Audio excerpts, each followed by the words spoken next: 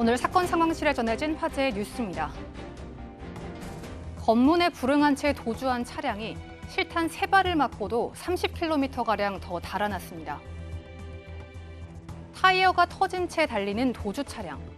추격하던 경찰차가 뒤에서 들이받아도 끝까지 달아납니다. 지난달 27일 오후 5시쯤 춘천 방면의 중앙고속도로에서 미귀가 신고된 차량이 검문에 불응하고 도주하자 추격전이 벌어진 건데요. 실탄 2발을 맞은 도주 차량은 30km가량 더 달리다가 마지막 실탄 1발을 맞은 끝에 결국 검거됐습니다. 남성은 직장에서 질책받은 뒤 연락이 끊기고 종적을 감췄던 상황. 경찰 조사에서 남성은 검문을 요구하자 순간적으로 짜증이 나서 도주했다고 진술했습니다. 철인 3종 경기에 참가했다가 실종된 30대 남성이 숨진 채 발견됐습니다.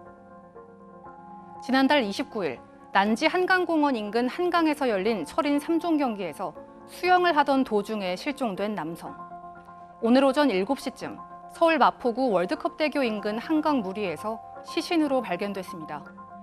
수영 경기가 진행될 때 강한 물살에 많은 사람이 떠밀려가며 경기가 중단되기도 했는데요. 당시 한강은 한 달 중 밀물 수위가 가장 높은 사리와 겹쳐 물살이 매우 거셌던 것으로 알려졌습니다. 경찰은 주최 측의 안전관리 소홀 여부와 정확한 사망 원인 등을 살펴볼 예정입니다.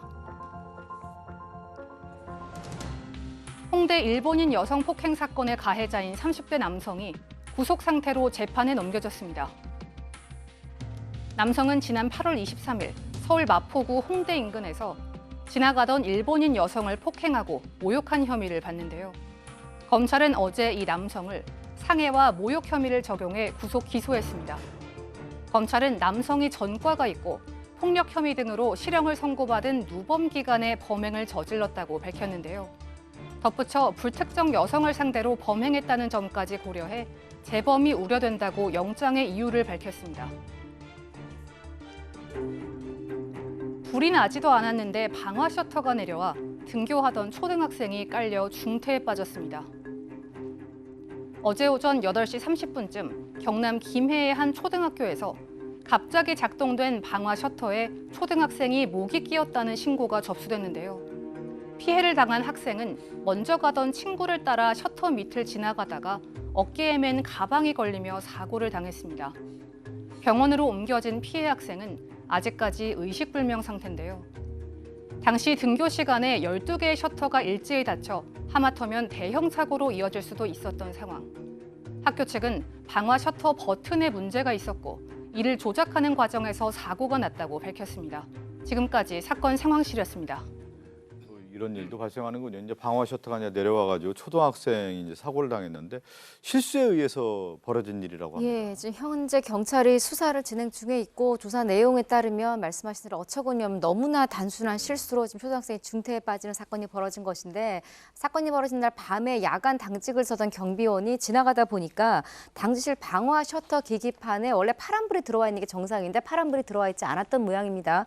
그러니까 시설물 수리 담당 직원한테 파란불이 안 들어와 있다라고 이야기를 하니까 시설물 수리 담당 직원이 그러면 스위치를 수동으로 돌려놓으면 되겠다라고 수동으로 전환하는 순간 12개의 방화 셔터가 한꺼번에 내려온 것이고 이런 참사가 벌어진 건데요. 일단은 그 스위치를 수동으로 돌린 시설물 수리 담당 직원을 현재 경찰이 업무상 과실치상 혐의로 입건해서 조사를 하고 있는 상황입니다. 어처구니 없는 실수로 인해서 이 초등학생이 중태에 빠진 사고가 벌어졌고요. 자, 서울 이제 홍익대 인근에서 일본 여성을 폭행하고 모욕한 혐의로 이제 남성이 구속이 됐었는데 혐의가 폭행에서 상해로 변경됐다면서요? 그러니까 경찰에서는 이제 죄명을 폭행죄하고 모욕죄로 담아서 검찰의 불구속 기소 의견으로 송치를 했는데요. 검찰에서 죄명을 폭행에서 상해로 바꿨습니다.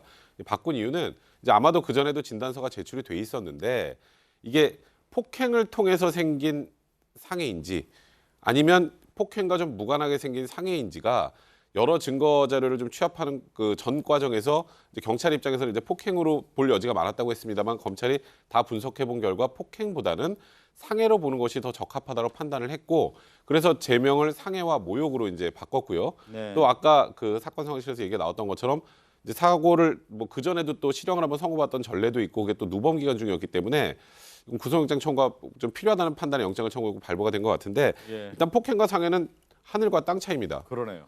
폭행죄 또 모욕죄였으면 예를 들어서 피해자가 처벌 원하지 않다면 끝이에요, 그냥. 근데 상해죄는 그게 아니거든요. 그러다 보니까 지금 구속까지 된 상황이 됐습니다. 네. 홍대 인근 근처에서 일본 여성을 폭행한 이 30대 남성에게 혐의가 바뀌었습니다. 폭행죄에서 상해죄를 적용했다는 소식이었습니다. 사건 상담실로 갑니다.